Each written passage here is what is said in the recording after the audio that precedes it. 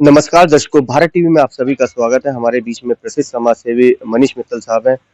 अभी एक घटना हुई, घटना ही है और वास्तव में गुरु और शिष्य की परंपरा जो निभाई वो मनीष मित्तल जी ने निभाई। बलबीर नगर के शास्त्री जी निवासी केडी पाठक जी के जो फादर थे वो एक्सपायर हो गए और उनका पूरा क्रिया इन्होंने करी और हरिद्वार में जाके जो अस्थि विसर्जन किए, फूल विसर्जन किए, वो स्वयं इन्होंने किए क्योंकि गुरु माना है तो शिष्य की परंपरा उन्होंने पूरी निभाई है। क्या कुछ कहना चाहिए? सर्वप्रथम स्वर्गीय श्री गोपाल शर्मा शास्त्री जी और हमारे सबके पापा, पूरे परिवार के पापा, मेरे फादर स्वर्गीय श्री ईश्वरदत्त गुप्ता, मेरी माँ प्रेमलता गुप्ता जी और सभी लोग, हम लोग है ना, उनको पापा और मम्मी के नाम से ही उद्बोधन करते थे। मेरा जन्म अपितु क्या, मेरी दोनों बहनों का, मेरे बड़े भाई का, सबका जन्म हमारा जो है वहीं बलबीर नगर में ही हुआ है, गली नंबर 5 में, 1/4731, और उनका मकान नंबर है 1/4721। उसी गली में आमने सामने हमारा बिल्कुल एकदम आमने सामने घर था और उन्हीं के घर में रह करके ही हम पले बड़े हुए हैं और एक सानिध्य उनका मिला हमेशा से।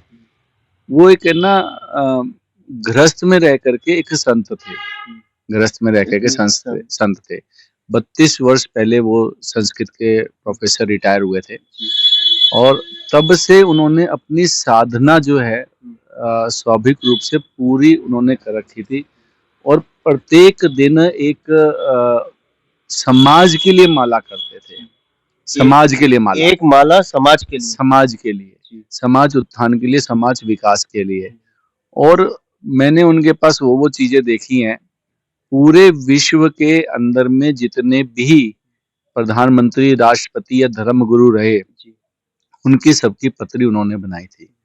वो अकस्मात पिछले वर्ष किसी तरीके से कहीं किसी कागजों में वो चली गई है ना। बड़ा उनको भी और मेरे को भी बड़ा झटका लगा क्योंकि उसके अंदर में विश्व के जितने भी प्रधानमंत्री, राष्ट्रपति बने, वो किस योग में बने और कैसे बने, उनमें क्या क्या योग था, उन्होंने उसका सबका अध्ययन किया हुआ था। और वो है ना, हमेशा समाज के लिए करते थे। उन्होंने कोई लालच, कोई किसी तरीके का पैसे दे करके पत्री देखना या इस तरह का कुछ भी नहीं था। मतलब कि मैं निरंतर बचपन से वहां जाता आ रहा हूँ और मेरे जीवन का हर एक निर्णय वो उनके ऊपर ही था। मैं अभी ताजी घटना है, मैं अपने ऑफिस में रेनोवेशन कर रहा था, अपना दुकान बना रहा था, तो मेरे एक मन में विचार आया कि मेरी जो सामने वाली दुकान है, मैं वहां पे अपना ऑफिस वगैरह बना लेता हूँ और यहाँ पे गोडाउन बना लेता हूँ।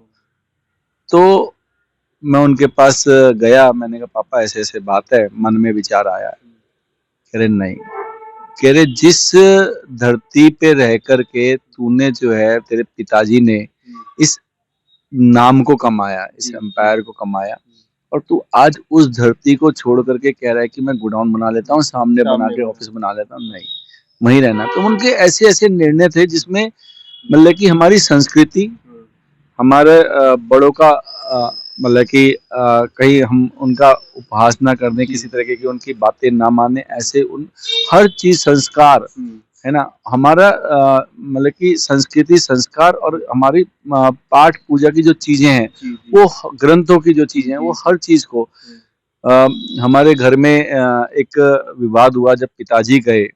तो पिताजी जाने के बाद में एक ऐसा विषय आया कि भाई फूल जो है अगले दिन चुगेंगे, तो फूल अगले दिन ही विसर्जन होते हैं, ऐसा विवाद आया। मेरे मन की मंशा थी कि पिताजी गए तो मैं अपने हाथ से अपने पिताजी के फूल विसर्जन करके आऊं। तो अब हमारे यहाँ तो 13 दिन तक नहीं जाते हैं क्योंकि जो दाग देता है वो नहीं जाता है। तो ऐसा हमारे यहाँ था। तो मैंने कहा भाई हम 13वीं के बाद विसर्जन करने चलेंगे। तो उस पर एक छोटा सा परिवार के अंदर में एक चर्चा हुई, तो उसका निर्णय भी हमारे पापा ने दिया। कहने लगे भाई कहीं किताब लिखी हुई है, जितने भी रीति रिवाज बने हुए हैं इसकी कोई किताब नहीं है, ये हमारे सुविधा अनुसार रीति रिवाज है। ग्रंथों में जो लिखा है वो कोई करता नहीं है, लेकिन ये जो रीति रिवाज है इन पे हम सब झगड़ा करते हैं। तो उन्होंने ऐसी बताई, तो मैंने अपने पिताजी के स्वयं से जाकर के फूल विसर्जन करके आया 13वीं के बाद। ऐसे ही माता जी की 13वीं के अंदर में मेरे मन का भाव था कि क्योंकि एक औरत का हक उसको कब मिलता है। मेरा मानना यह है कि जब एक घर में सास बेटा बहू सब कुछ होते हैं, तो जो बहू होती है वो जब तक सास होती है, मैं कहता हूँ सारी उम्र लगे, अच्छी उम्र लगे हर औरत को, हर व्यक्ति को, परंतु एक जाना तो निश्चित है। पहले जब तक सास होती है, जब तक वो जो है उस घर की बहू कहलाती है। उस सास के जाने के बाद, उस औरत के जाने के बाद उस घर का स्वाभिमान और उस घर का मान वो औरत हो जाती है। तो उसको हक कब दिया? उस औरत के जाने के बाद, उस सास के जाने के बाद भी पगड़ी जो है उसके बेटे को क्यों पहनाई जाए? तो मेरे मन में ऐसा भाव था कि मैं अपनी पत्नी को पगड़ी कराऊं, बिल्कुल, ये भी एक नया आपने वो मैं अपनी पत्नी को पगड़ी कराऊं। तो मैंने जो है ऐसा भाव रखा परिवार के अंदर में। तो निश्चित तौर पे वही जो हमारा चलता आ रहा है कि नहीं ऐसे नहीं होता है, ये नहीं होता है, तो फिर उसके लेकर के भी हम पापा के पास गए। तो उन्होंने समाज की बात रख करके कि समाज के अंदर में ऐसी त्रुटियां जो हुई हुई हैं उसका सुधार अगर कोई व्यक्ति कर रहा है तो मैं उसका स्वागत करता हूँ। उन्होंने मेरा बहुत अच्छा स्वागत किया और उन्होंने मेरे को कहा निडर होकर के तू इस काम को कर, मैं तेरे साथ खड़ा हूँ। अगर समाज में कहीं जवाब देना होगा तो मैं जवाब दूंगा, उनको धर्मांतरण से जवाब दूंगा। तो पर लेकिन तू ये निडर होके कर। और मैंने अम्मा जी को पगड़ी जो आपके आनी थी वो भाभी स्वाति भाभी हाँ, वो मैंने अपनी पत्नी को कराई, क्योंकि मेरे घर में जो मेहमान आएगा उसका मेरी माँ के बाद ध्यान कौन रखेगा? तो मेरी पत्नी करेगी ना। उसको चाय पानी आहार है ना, उसका मान सम्मान है ना, उसकी आवभगत, वो तो मेरी पत्नी का काम है ना। घर की जो लक्ष्मी है, घर की जो गृहिणी है, जिसको नाम दिया गया गृहिणी, तो वो किसका अधिकार है? मेरी पत्नी का अधिकार है मेरी माँ के जाने के बाद में। तो मैंने उसको उसका घर का अधिकार दिया है कि आज से तू इस घर की स्वामिनी है। तो ये सारे निर्णय, एंटायर निर्णय मेरे जो है मेरे गुरु स्वर्गीय श्री गोपाल शर्मा जी, मेरा पितु, मेरे लिए तो हमेशा वो रहेंगे, जिंदा रहेंगे। क्योंकि मैं मानता हूँ कि आज भी अगर मैं मन में कोई विचार करता हूँ और मैं उनसे उसका आंसर मांगता हूँ तो वो शायद मुझे आंसर देंगे और उसका निर्णय देंगे और मुझे सही रास्ते पे चलाएंगे, ऐसी मेरे मन की धारणा है। क्योंकि मनीष जी फोटो वायरल हुआ कि केडी पाठक जी जो है वो साइड में बैठे हैं और आप अस्थि विसर्जन कर रहे हैं, उनके फूल विसर्जन कर रहे हैं। ऐसा नहीं है। हमारे मेरे बड़े भाई जिन्होंने मुझे साइकिल चलाना सिखाया, चलना सिखाया, उंगली पकड़ के चलना सिखाया, उन्होंने अपने पूर्ण रूप से अपने पिताजी की सेवा जो एक आम आदमी नहीं कर सकता, मैंने वो सीन देखे हैं हमारे केडी पाठक जी ने, जिसे हम लल्ला भैया भी बोलते हैं, है ना। लल्ला भैया ये नया नाम। हाँ, लल्ला भैया हमारे पूरे परिवार में आप कहीं भी पूछोगे, अगर केडी पाठक पूछोगे तो एक बार शायद नहीं जानेंगे, लल्ला भैया बोलोगे तो 1 मिनट में पहचान जाएंगे, है ना। तो उनका क्या नाम, उनकी सेवा देखने योग्य थी। जिस दिन पापा का शरीर पूरा हुआ उससे एक दिन पूर्व की घटना है। मैं वहां से आया था वैष्णो देवी से आने के बाद में मैं पापा से मिलने गया, तो वो उनको स्वयं से नहलाने लग रहे थे कृष्णदेव पाठक जी। उनका डायपर, उनकी मतलब की जो चीजें थी वो साफ करी अच्छी तरह, है ना। उनका डायपर बदला, उनको अच्छी तरह नीट एंड क्लीन किया, उनकी ड्रेसिंग करी, है ना। उनको डिटोल के पानी से नहलाया और कपड़े पहनाए। अकेले स्वयं से कर रहे थे, है ना। भाभी वहां पे थी और स्वयं से कर रहे थे। मैं वहां पहुंचा तो उन्होंने, पापा ने कहा कि बंटी आया है, तो कहते हाँ, और अभी रुको मैं मिलवाता हूँ, है ना। पूरा तैयार कर करके उन्होंने उनको लिटाया। मैं गारंटी शुदा कह सकता हूँ हर बच्चा नहीं कर सकता, ठीक है ना। जब व्यक्ति है ना बीमार पड़ता है और उसके चेहरे पे झुर्रियां पड़ जाती है, बदन पे घाव हो जाते हैं, तो आज की जनरेशन है ना उंगली लगाते डरते हैं। बिल्कुल, कोरोना काल में क्या हुआ, उंगली लगाते डरते हैं।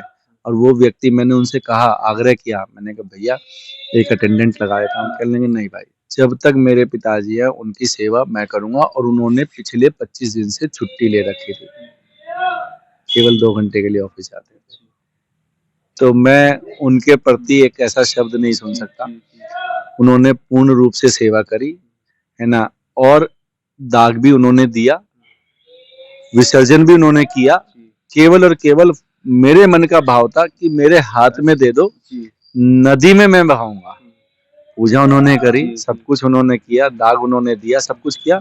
मेरे मन का भाव था कि मैं साथ रहूंगा, क्योंकि मैं उनको अपने पापा के रूप में मानता था। ये चीजें लोगों ने सराहनीय करी और कमेंट्स में भी अनेकों अनेक यही आया हाँ, कि बहुत सुंदर कार्य हाँ, किया। तो गुरु है मेरे, तो गुरु का जब मैं वहाँ पे उनके शरीर को लेकर के निगम बोध घाट पहुंचे और पंडित जी को मैंने कहा गुरु है मेरे, तो उन्होंने हाथ पकड़ के मेरे को बिठा लिया। मेरे गुरु है ना, कहने लगे पिंड के हाथ लगा।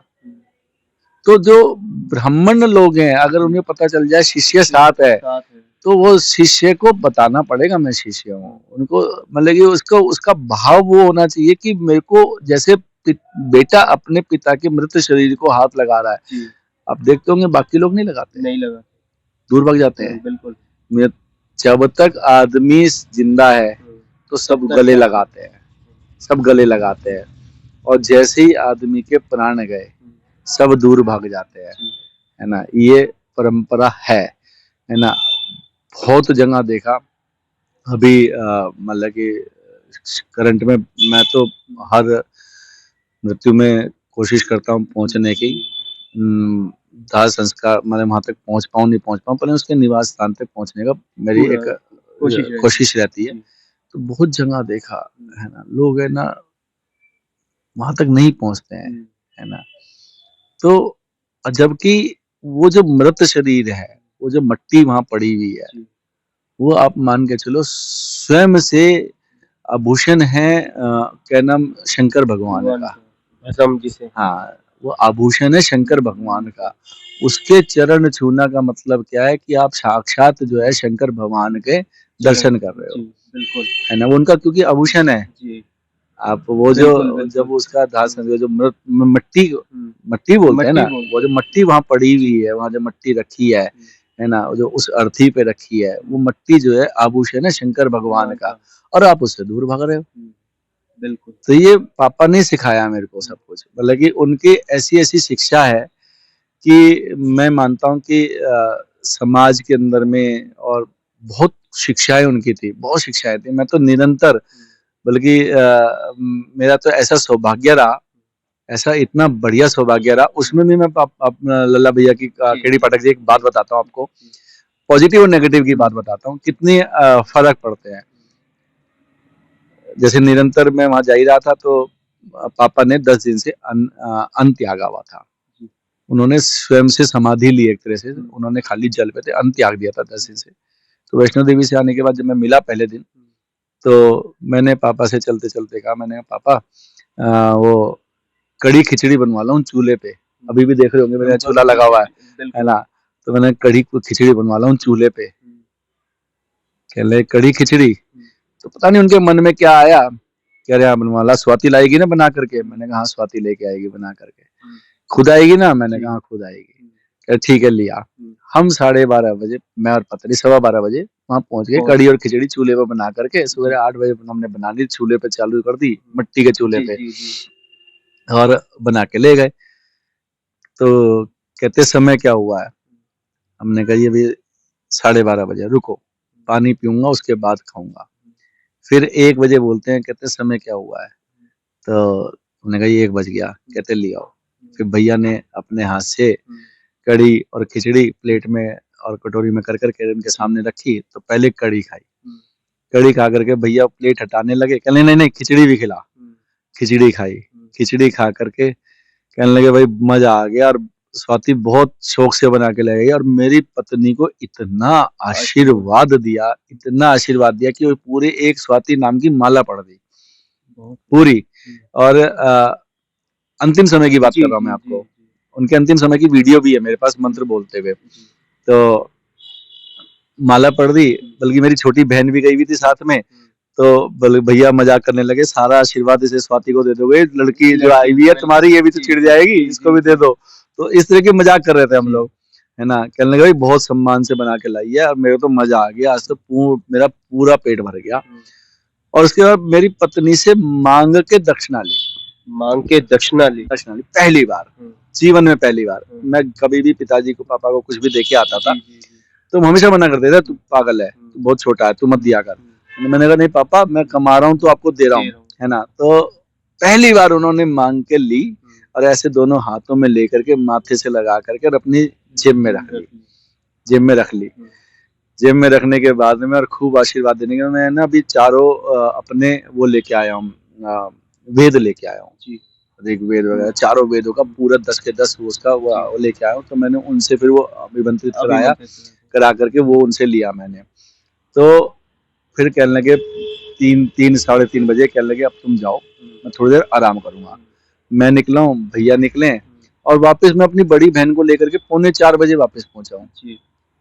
तो मैंने वहाँ पे, भैया भी नीचे तक ही गए थे, है ना, भाभी अपने रूम में थी और वो आराम से सो रहे थे, लाइट बंद थी। मैंने आया, मैंने देखा लेटे हुए, तो मैंने पापा को आवाज लगाई, मैं पापा पापा।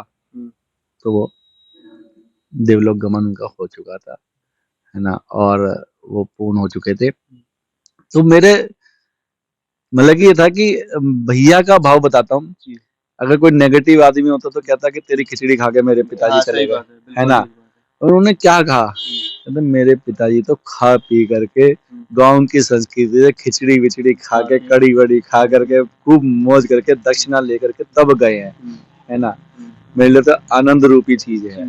तो दोनों भावों में फर्क है। तो कृष्णदेव पाठक जी जो लल्ला भैया हमारे, उनका भाव बहुत अच्छा है।